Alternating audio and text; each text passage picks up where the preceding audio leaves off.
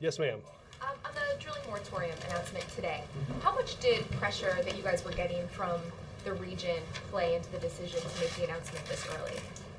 This was part of a natural policy process. Secretary Salazar, Director Bromwich have been down in the region hosting public meetings, talking with stakeholders, talking with the industry to ensure that we came up with the right set of rules and the right set of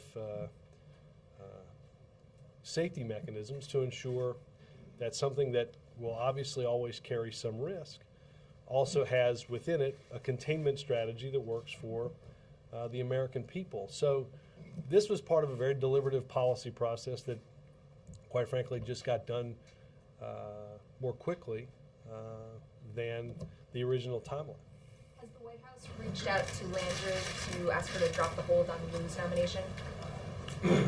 Legislative Affairs was, through the normal course of this, going to do their congressional notifications. I saw, I believe, a statement from her that said she was not dropping her hold on Jack Lew. Our feeling on this is the nomination of Jack Lew is not in any way connected to and shouldn't be in any way connected to any facet of the moratorium. Jack didn't have anything to do with issuing the moratorium. Doesn't currently have anything to do with the moratorium. He passed 2 Senate committees with more than 40 votes and only 1 dissenting vote. And obviously a budget director in a time of economic concern and concern about our long-term fiscal picture, somebody that you need at work. We have said from the beginning that the hold was unwarranted, outrageous, and that continues to be our viewpoint. And we hope that as we work through the normal course of a policy that ensures that oil drilling is done in a safe way, certainly that Senator Landrieu would judge Jack Lew on the merits of being a budget director, not of playing politics and getting issues that are ancillary to what he does involved in that equation. If we could just shift to the president's campaign schedule, is there any insight that you can give us into how the decision was made to send him out to the specific states and for the specific candidates that you announced earlier? Let me see if there's any information from Legislative Affairs. Obviously, those are some of those states we've been to before, and look, some places obviously we're going to raise money. Some places we're going for different activities, like the past weekend in Philadelphia, to rally young people in Madison, Wisconsin, and other places like that. Just where candidates and the team here feel like the president could be most useful. Are there places you've specifically decided not to go? Not that I'm aware of. Can we shift to the mortgage foreclosure? You said this morning that you opposed the national moratorium and that you want to take the just and necessary steps to ensure the process is being followed legally. Could you say specifically what actions you plan on that? Well, let me give me 1 minute. Will you? I thought I had my list of the different agencies and what they were doing. Yep. Back to the offshore drilling moratorium. Environmental groups are saying this is pure politics and very cynical. I mean, is there no political dimension to this? So? Currying favour with voters in the Gulf states, the hold in Lew? No? I mean, I don't see any. I'm not entirely sure how anybody could make. I don't see how anybody could make that equation. I mean, this is. Again, this was a very deliberative policy process, and it puts in place, again, some important safety steps to ensure that when this is done again, it's done safely. An operator must certify that they're meeting the requirements of ensuring that a worst-case scenario, that they have the ability to address a worst-case scenario. We're asking the CEO to sign off on that process. I think those are a series of very common sense things that we have to ensure are in place. But politics in the region, politics outside the region, none of that has played, none of it played a role in the president's instituting the moratorium. None of it has played a role in the policy process that's gone on to devise a way out of the moratorium. It is, the president wanted to put in place a moratorium that paused deep water drilling while we figured out what had happened and what needed to be in place. Look, there are other reports that are going to come out of the Deepwater Horizon spill. There's still an engineering report. There are other, the Oil Commission obviously is looking at this. And, you know, there certainly will be opportunities for, as that moves forward, for the Department of Interior to examine the evidence that comes back either from the engineers, the Oil Commission, and update that process as we go along. You know, this is a process that starts the permitting process again. And somebody can drill only when they satisfy the government that they have a process in place to deal with a worst case scenario. Until that time, drilling can't happen. And on the In terms of this, I mean, look, FHA has launched a review of servicers to examine the full compliance with the law. HUD, Treasury, FTC, and the Justice Department, along with state AGs, are working together and in close communications on the best ways to protect consumers. The Officer of the Comptroller of the Currency, which has supervisory authority over the biggest mortgage servicers like Wells Fargo and Bank of America, they are reviewing the process by which the nation's largest servicers undertake their foreclosure process. There are other things like FHA, FHFA, which oversee Fannie and Freddie. All of that is to say, as we said this morning, that there's a process that has to be followed, a legal process, and if that process isn't being followed by anybody along the way, then that can and should be rectified. We also have pointed out, though, that the idea of a national moratorium would impact the recovery in the housing sector, as anybody that wished to enter into a contract or execute a contract to purchase a home that had previously been foreclosed on, that process stops. That means houses and neighborhoods remain empty, even if there are buyers ready, willing, and able to do so. So we want to protect consumers. We support what state attorneys generals are doing in looking into the mortgage process to ensure that consumers are protected. Jake? I was just wondering, first of all, if you had any reaction. A federal judge has granted an injunction that don't ask, don't tell.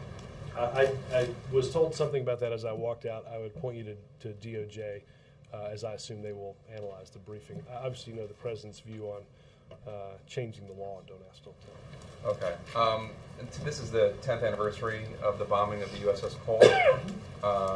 After becoming president, the president withdrew the prosecution of Abdul Rahim al-Nashiri, as you guys got your house in order as to what to do about the defendants and detainees at Guantanamo Bay. Since then, the Pentagon prosecutors have been eager to go forward with the case, and they've been stopped by the interagency process. Can you give us any update as to what's next for al-Nashiri, when that trial will go forward? One of the most important parts of that process, Jake, as you well know, and I think you touched upon it, was working with a bipartisan coalition in Congress to review and reform the military commission system to ensure that process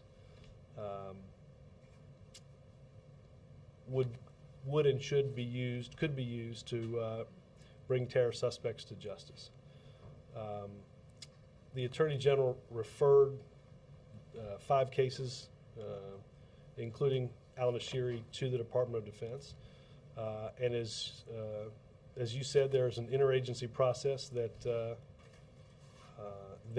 is being worked through, and certainly our hope is now that we have a reformed commission system that it's a process that can start soon.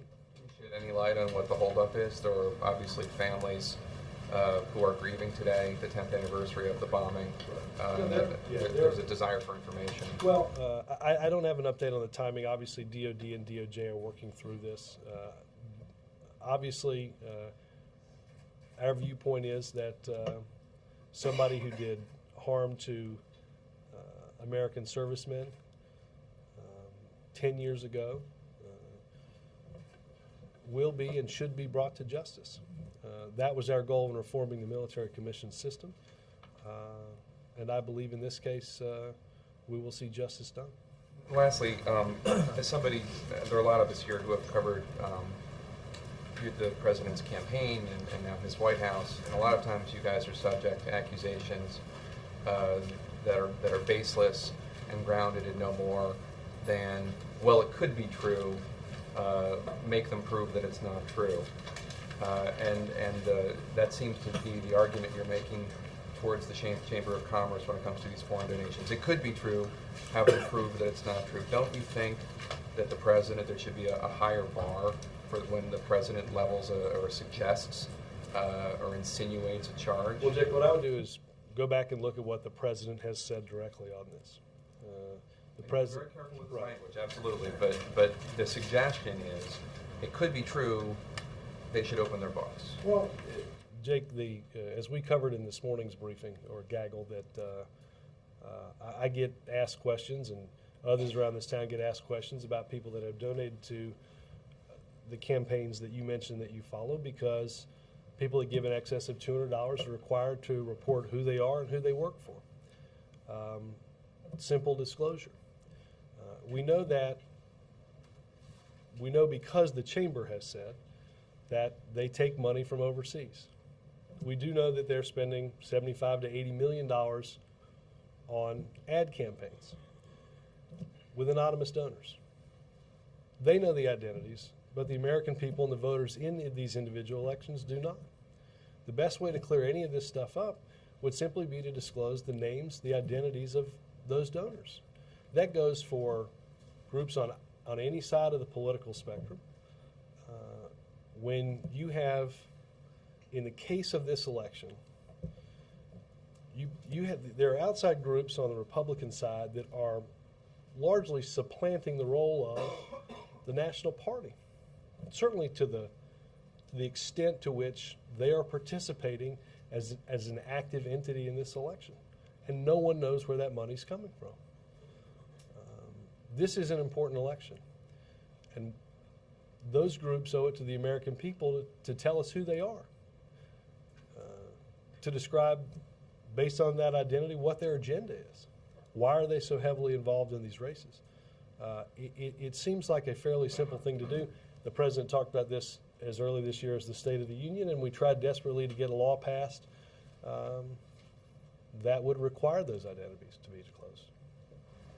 Robert, on the conference call earlier, Secretary Salazar was asked whether additional inspectors have been brought in to carry out some of these new reforms to make sure that these oil companies are abiding by the guidelines. And the answer was no, that they don't have, the numbers have not been increased since prior to the accident. So how can the American people sort of be assured that these inspections will be able to be carried out when you don't have the personnel perhaps to do it? Well, then let me go back and see what DOI was referring to in terms of what they're referring to in terms of additional inspections that meet the law. In this process, applications for re-permitting of exploratory deep water wells will be examined and reviewed, and permits issued based on their ability to meet the requirements of a worst-case scenario. Would be following up to make sure that they're abiding by whatever the guidelines are. I would need to get more information, and I would have you ping also the Department of Interior. But what is crucial in this process is ensuring that, and this would be through the signature of the Chief Executive Officer of the operating company, that they certify that they do indeed have all the resources readily available to respond to that worst case scenario. that is what would now be in place in order to continue a deep water drilling project that is underway in the Gulf. The First Lady out on the campaign trail, we're seeing more of that now. What are you hoping to accomplish by having her out there campaigning? Look, I think she is an invaluable asset to this White House. I think she has, as she told during the 2008 election, she's got a story to tell about herself and her family. And I think she will tell that story and what the administration and some of these candidates have been able to do to help families that they represent. I think she will be.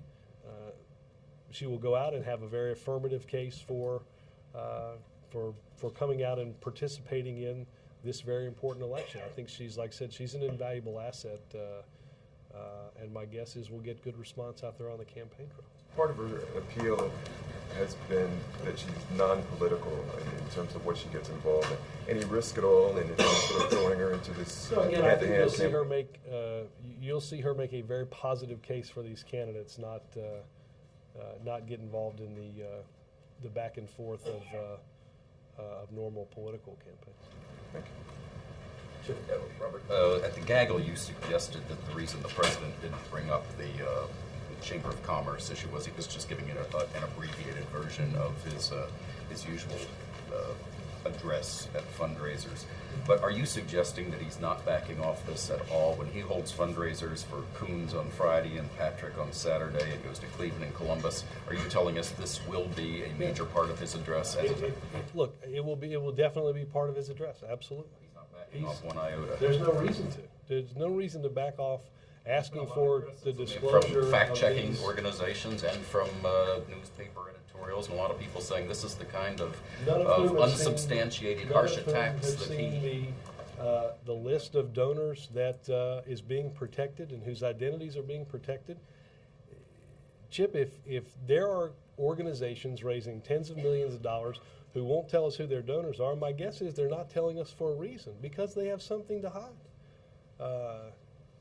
Yet they supplant an entire national political party, spend tens of millions of dollars, in the end, in total, probably hundreds of millions of dollars, without knowing who they are, what their agenda is, or who they represent. That's not good for our democracy. The fine Rovian trick. In this case, it was very much to try to take a similar example far out of what the discussion point is in order to distract you all away from asking for their donor list. And in other cases, I mean, is this something with a broader application, Rovian trick? Is that Likely. Is that something we're going to find in Webster's in a? Likely, yeah. I'm sure Updating that, Bill Sapphire's dictionary. Yes, look, again, I think the question was, well, how come this think tank won't disclose its donors? Well, look, that might be an interesting debate to have, but it's not the debate that we're having about the fact that there's tens of millions of dollars on TV for and against certain candidates. If, as I said this morning, if that was a group that was advertising on television, the president has not reserved his criticism for the masking of the identities of these political donors based on who they are advertising for or against. He believes that whether you are supportive of Democratic candidates, Republican candidates, in some cases both, the identities of who funds those campaigns is pertinent to the debate. Does the president approve of the DNC saying, and believe, as the DNC ad says, that the Chamber of Commerce is apparently taking money, using money from foreign sources in its political endeavors? I don't know whether the president, I have not talked to the president about that ad, so I don't know. You won't go that far. Well, again, I have not talked to the president about that ad. I would point you to what the president has said on this subject, which is to lay out that, as the chamber said, they take money from overseas. We know they're spending millions of dollars. Who's that money coming from, and where is it coming from? The Chamber's dues from foreign affiliates account for less than 0.2% of the $40+ million, $40 to $50 million they're spending on political endeavors this year. Have you seen the list of their donors? I have not.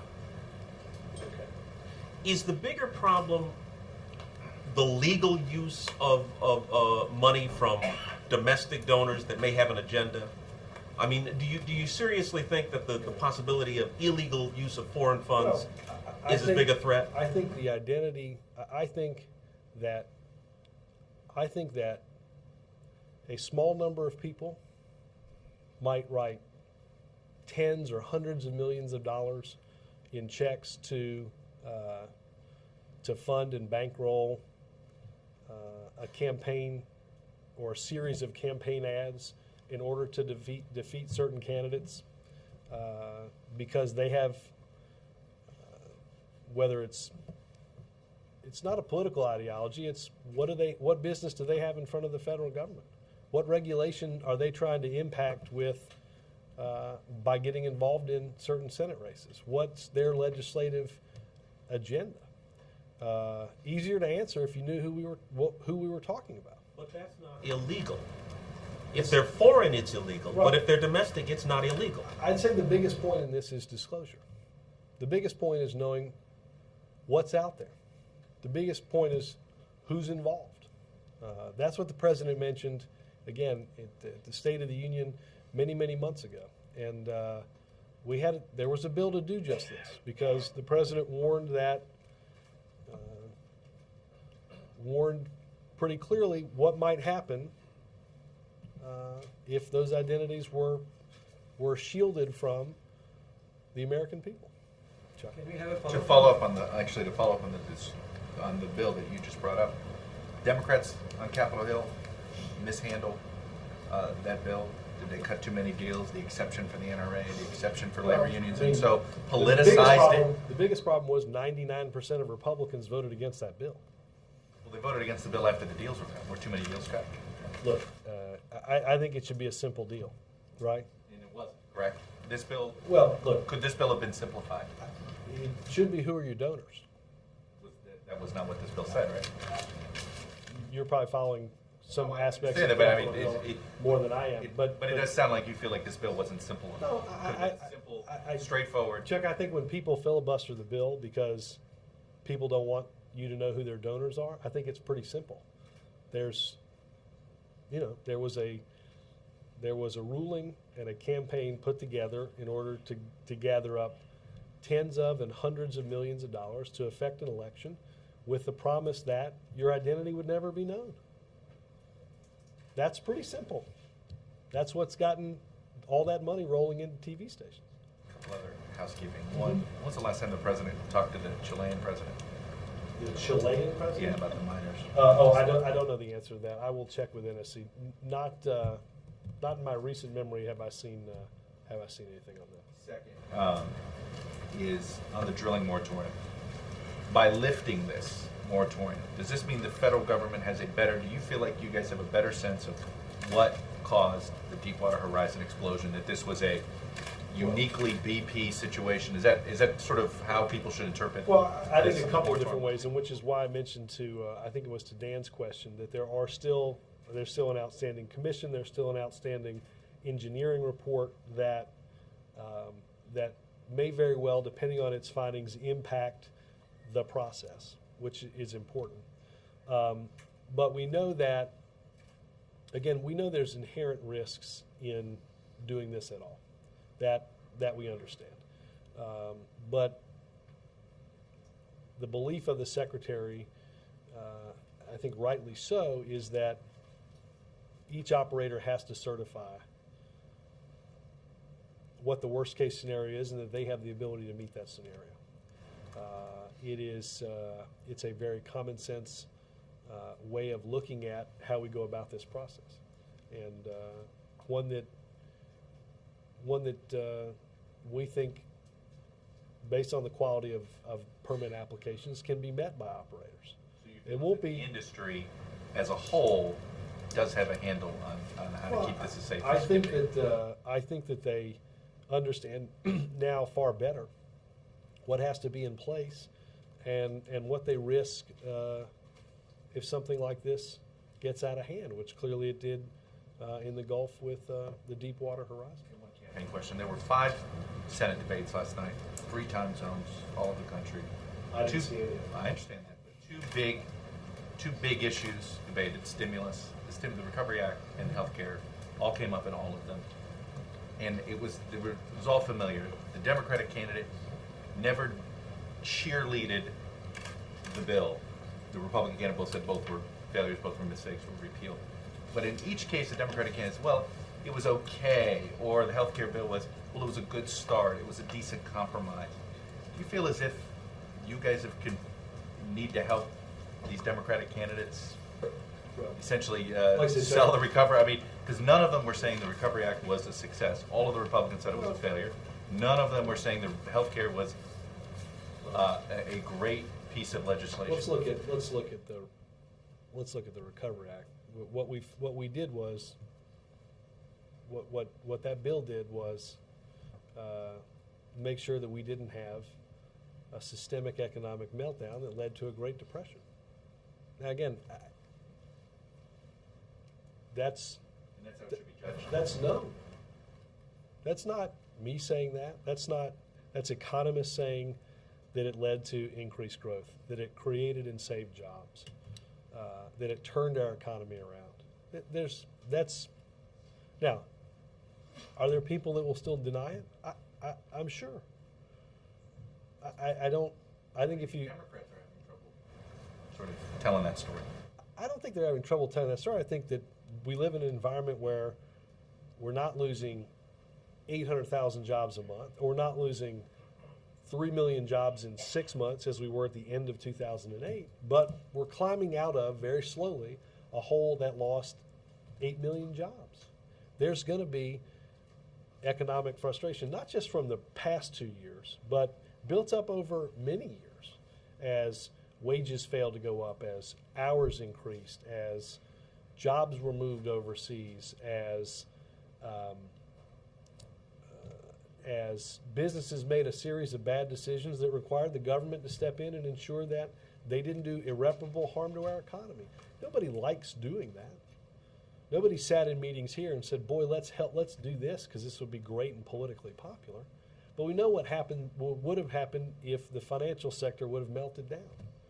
How would the debates go in the Midwest if GM and Chrysler and the million or so people that were connected, both working directly for those auto companies and the auto parts suppliers, many of which, if you drive by some of these auto plants, are built next to those factories? Where would we be if 1 million more people were out of work? Well, I think it's up to Republicans to, and I've seen it.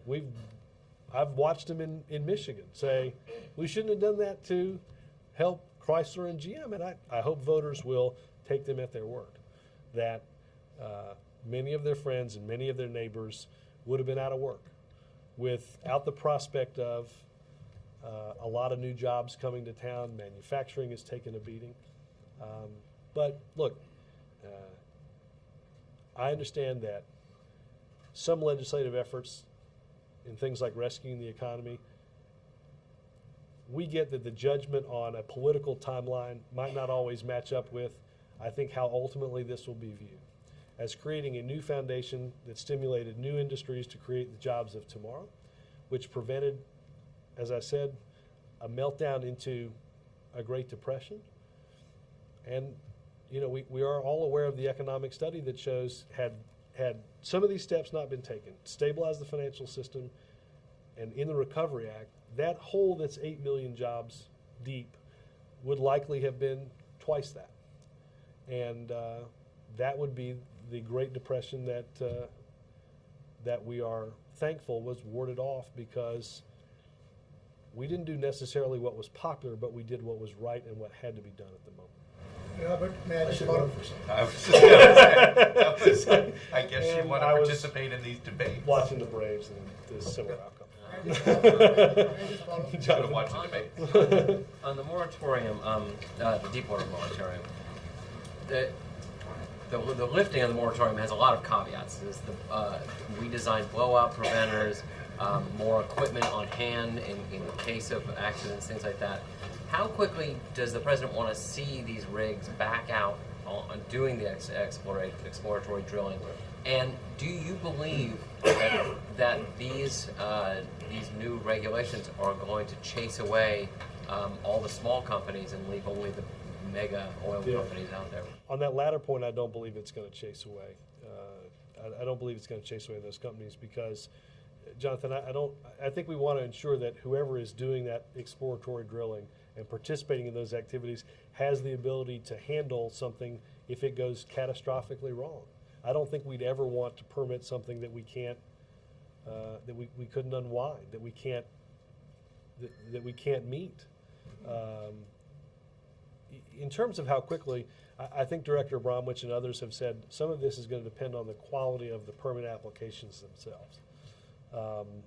This is obviously not going to happen overnight. It's probably going to take several weeks to ensure that everybody feels comfortable that we have the appropriate plans in place to ensure that we meet those worst case scenarios. I think this is an important first step. It starts that process. It opens that process back up, and I think it is it's an important day. And has there been any contact, any outreach, I know we've asked this, with Mayor Landry's? Yeah, let me check. I would be shocked, quite honestly, if Legislative Affairs didn't give Senator Landrieu, Senator Vitter, and all those along the Gulf Coast a heads up on this. I don't. Let me check specifically on that reaction. Mark?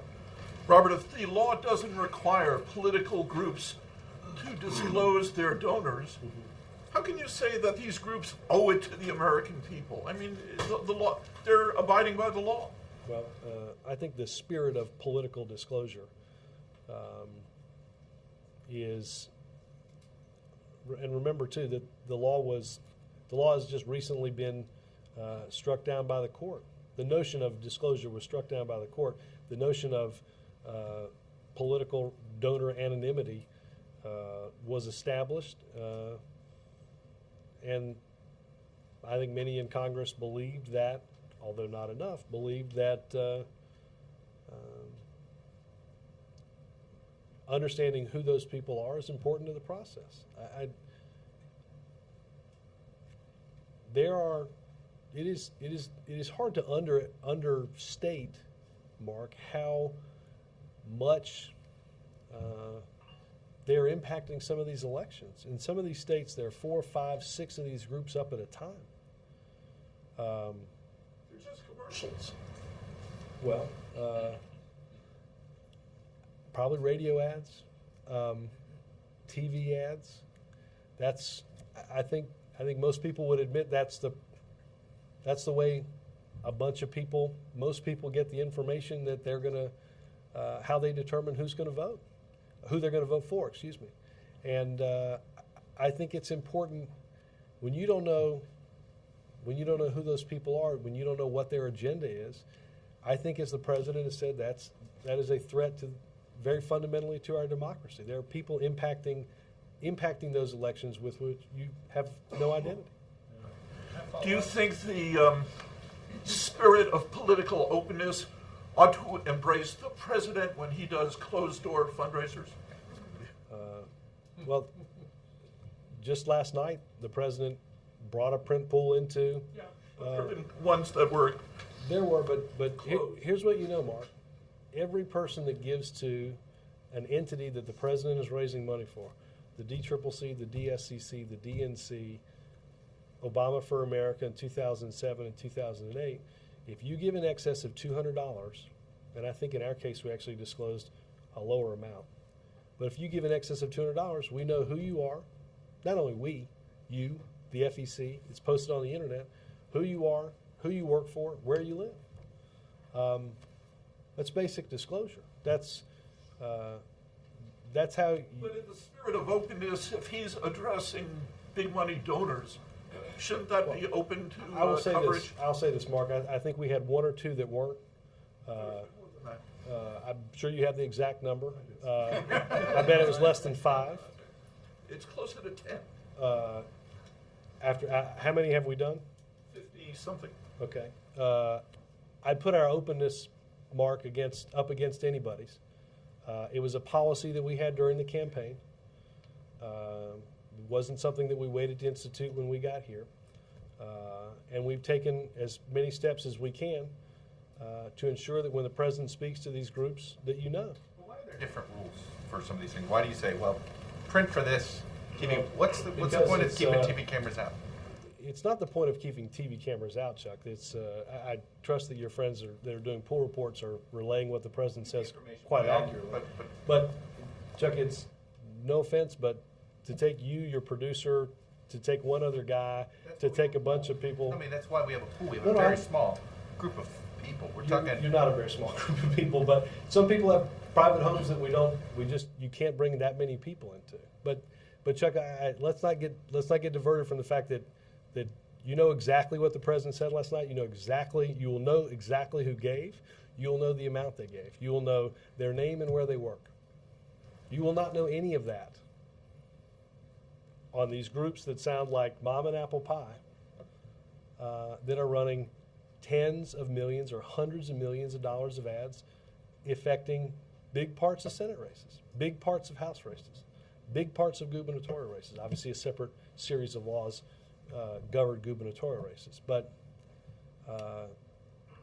I'd be happy, Mark, if the groups that have advertised in these races on either side met the transparency standards that we have met, and that federal candidates are required to meet, because you know the identities of who gave that money. Right. Will you have more closed fundraising? Not that every one I think we have will be open, as far as I know. And I think all the ones that we announced today, the DCCC, the DNC events, I know are open. Delaware. I believe Delaware is open. I will double check on that when we get out of here. Back to the oil moratorium, the Interior Department rules say that the new rules are going to add about $183 million in annual costs. That's about $500,000 a day. Jonathan asked you about chasing away the. So tell me the figures again. Where are they from? $183 million a year in annual costs under the new rules. That's about $500,000 a day. $500,000 a day for the 30-some exploratory. Okay. Jonathan asked about chasing away the independents, and I heard you say that you don't believe it's going to chase them away, but do you know, or is there any evidence? How do you know that? I go back and look. I'll go back and ask, and you should ask DOI about what cost-benefit analysis they have. But I mean, Roger, the point is,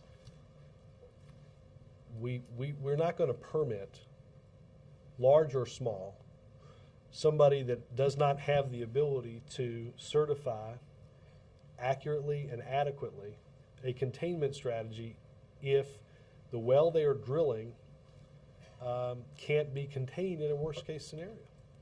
That wouldn't make any sense regardless of the size of the operator.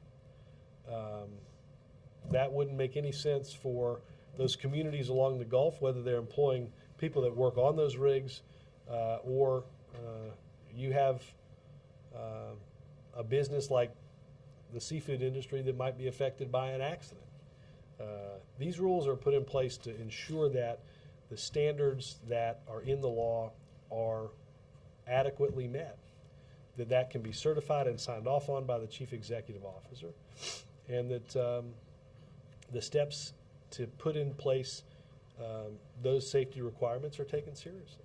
Do you think there's any concern that when the Interior Department holds the next auction for leases, that it'll only be the Exxons and the Shells and even the BPs that'll be able to afford it, and therefore the government would get fewer bids at lower prices? I don't, because I think that is obviously oil is a fairly known commodity with a known price. One other thing, separate subject. Senator Mitchell met with Biden this morning on the Middle East, or was to.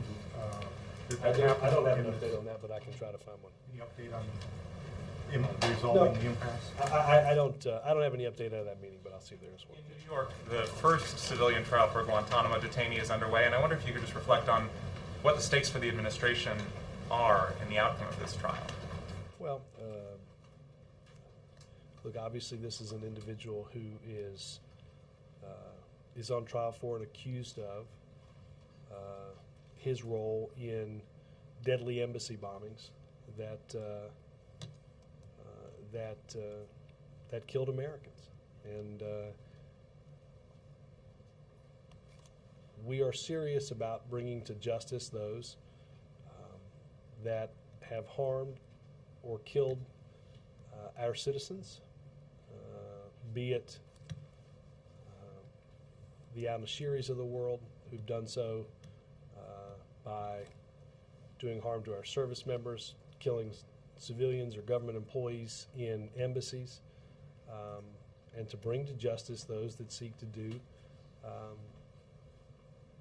our citizens harm or have done them harm. But is this a referendum on the ability of civilian courts to handle Guantanamo detainees? I think, look, I think this is an important trial in terms of bringing about justice. There have been cases where suspects. Last week there was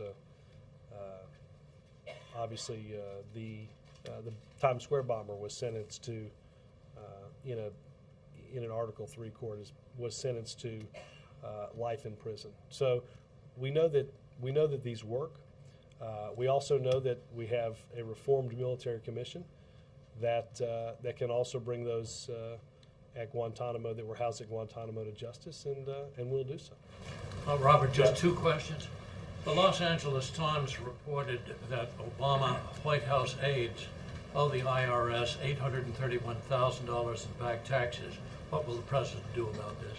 I was going to check on that, and I haven't done so, so let me do so. Why did the president schedule a 12-day trip to the Far East beginning on November the 4th instead of remaining home in the possibility of the need for a major Democrat rebuilding?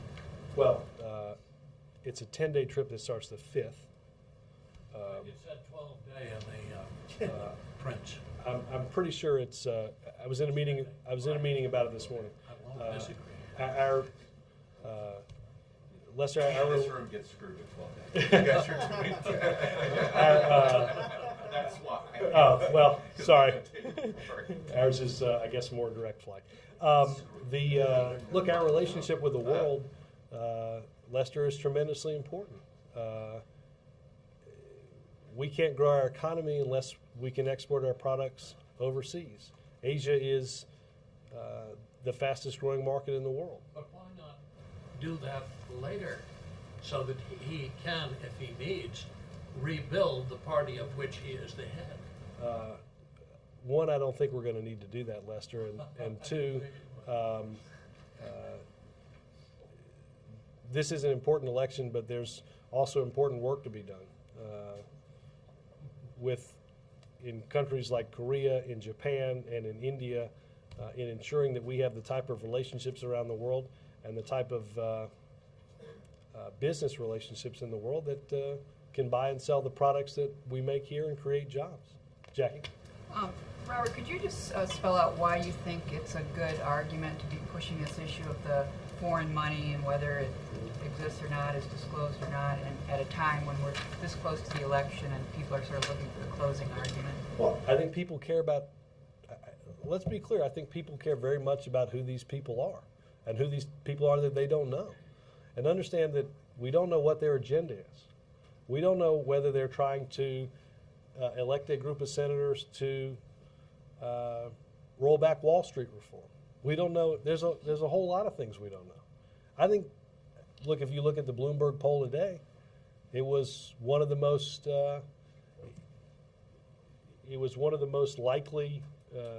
If you look at the percentages of, are you more likely to support or less likely to support somebody who has advertising in that race on their behalf? It was a pretty persuasive concern for voters. Does that jive with your own polls? None. I have not seen anything in DNC polling on it that I can remember. I think people are very concerned about, again, not knowing the identities of these special interests, not knowing where they're from, not knowing what they want from government, not knowing what they want from the senators that they seek or the House members that they seek to elect. I wanted to follow on Chuck's question about the stimulus, but even as Republicans are out campaigning and calling the past stimulus or the existing stimulus a failure, you have a lot of nonpartisan economists and analysts who have said that it did its job, it just maybe should have been larger, and that in fact part of our problem right now is that the stimulus is waning, and that there arguably should be some more. Was that what was behind Secretary LaHood yesterday saying that you'll push sooner rather than later for the $50 billion in transportation funding? I will say first and foremost, we met the goal of ensuring that 70% of the money from the Recovery Act was spent by the end of the most recent fiscal year.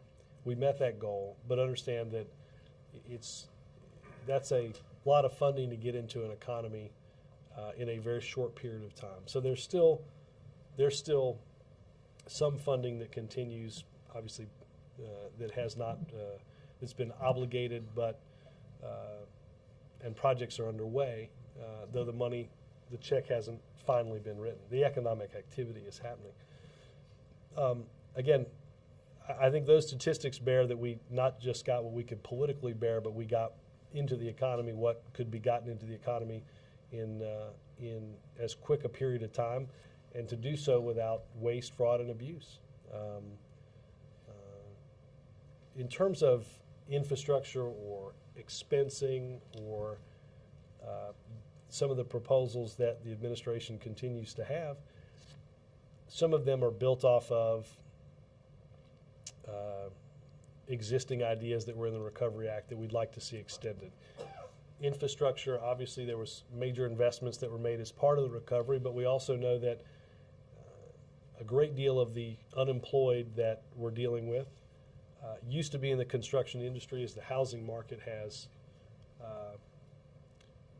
waned, that have the skills that could be put to use in infrastructure. We know that's a good investment for long-term economic growth, and we think that puts people back to work. So all of those go into what the economic team has proposed and what the president has proposed to continue to see our economy strengthen. But those arguments he made like he made yesterday suggest like acting sooner rather than later, but are you going to try in the lame duck Congress to get some sort of emergency spending, or are you going to rule that out?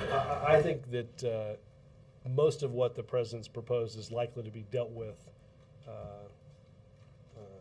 when Congress comes back in January. And one last thing on undisclosed money. Ginny Thomas, the wife of Supreme Court Justice Clarence Thomas, has formed this group for which she's solicited and accepted, as far as we know, unknown contributions from unknown sources of up to $500,000. Does the White House think that's an appropriate activity for the spouse of a Supreme Court justice? Let me take a look at that and get back to you on that. I just before I go on. Carrie? Yeah, thanks, Robert. Just breaking news out of California, Judge Virginia Phillips just issued an injunction of all domestic intelligence charges effective immediately. Yeah, I got this question right as I came out. I saw it literally as we were walking down. So let me point you initially to DOJ. Guess who I already have a question into? Those good guys at DOJ, call her back. Yeah.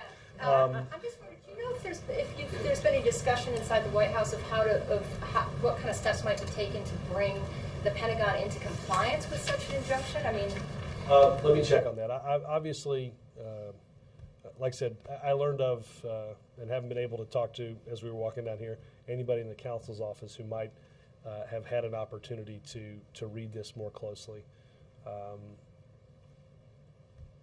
Obviously, there have been a number of court cases that have ruled in favor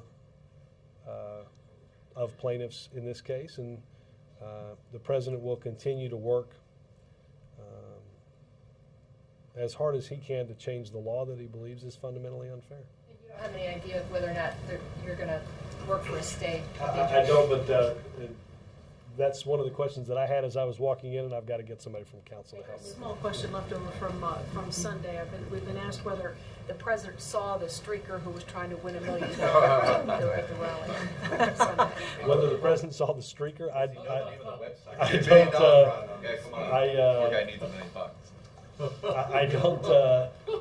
don't know if he did. Now you're going to ask me to walk into the Oval Office and see if the president saw the streaker, aren't you? Yeah. Next question about Brett Favre. I don't know the answer to the streaker question. What about the boat? Did you know about the boat? Is it your view, Robert, that China is softening its stance on territorial claims in the South China Sea this week based on the release of the Vietnamese fishermen? And let me get some better guidance from NSC on that. Robert, you guys have complained for quite a while about sort of these unsubstantiated Republican charges about death panels and birth certificates and all that kind of thing. Does it feel kind of good to hear them carping about the accuracy of your statements with regard to the chamber? Well, no, but let's take the example that the example that you had of death panels, okay? That might have seemed like a more plausible charge if you didn't have a piece of legislation in front of you. Remember, are you going to read the bill? Are you going to look at this section? Are you going to go through this? You had the piece of legislation. So let's just have an analogous political argument, and that is, let's put out the names, put in the list, put it in a form. I'm sure it would stack up quite high. Put out the names of the donors and let people make a judgment based on the evidence. That's the one thing you could do with healthcare, right? You had a piece of legislation that you could, and why the myth was so thoroughly debunked is because people read the legislation and said, well, that's not in there. But, we don't have a list of who's given secret money to these secret groups. We've had between this morning and now, we've had a dozen questions about this. We've eaten a lot of clock. Isn't that to a certain extent one of the reasons why we're talking about this, so that we don't have to talk about other things like the economy or no, other I issues? think this is very much part of the economy. Understand this, Glenn. I don't know the identities. I wish I did. I bet when we finally do find out who these people are, you're going to find out their political agenda is to go back to the rules that we had governing Wall Street before we passed financial reform. But Glenn, all you got to do, if you walk right out that door, right up that nifty new set of steps, walk across that nifty park, there's a big building right over there, right? It's a stone's throw. It's a bad Sam Youngman golf shot.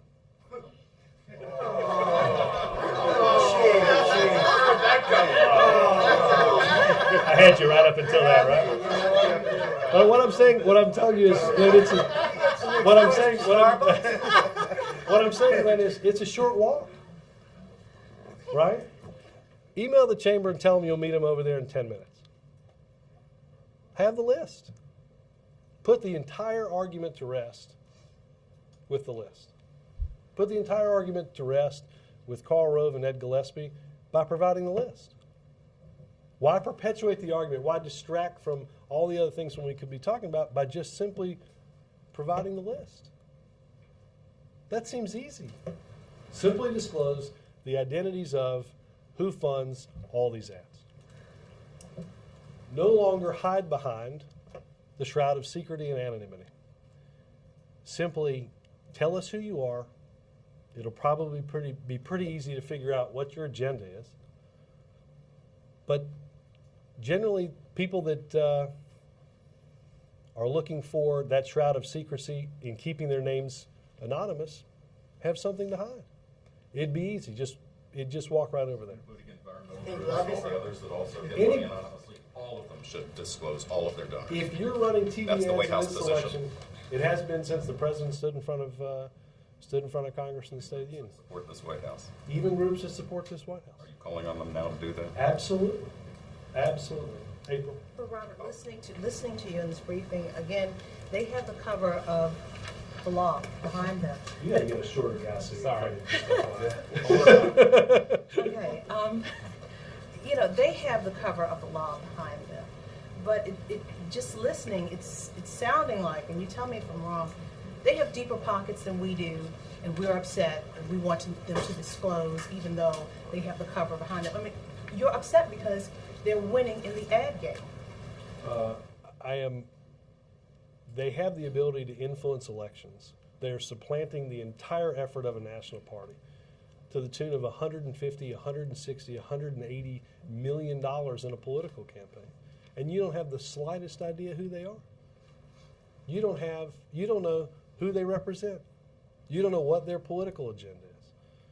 You don't know what they're looking for in their next United States Senator. You don't know if we're looking for somebody to walk down there the first day and sign on to repealing the laws that we have instituted to change the way Wall Street works. But they're going to impact this election. If it weren't for the discussion we were having now, this would likely be the biggest story after the election. $200 million, $150 million, some huge amount of money that is playing out in races all over the country, and nobody knows who they are. I think that's a threat to the democracy that we have in this country. I think that is what is fundamental about who we are and what's at stake in this election. On another side. Very far back, but some of your deputies say there may be something happening outside that. Oh. Thank you, Mr. Somebody want to go see George Clooney? Sam, do you have something you want to say? I'm still reeling from that sucker punch. Per our agreement from last week, the Auburn University Tigers are a superior football program to the University of Kentucky. Nobody will argue about basketball, so I appreciate it. Thank you, guys.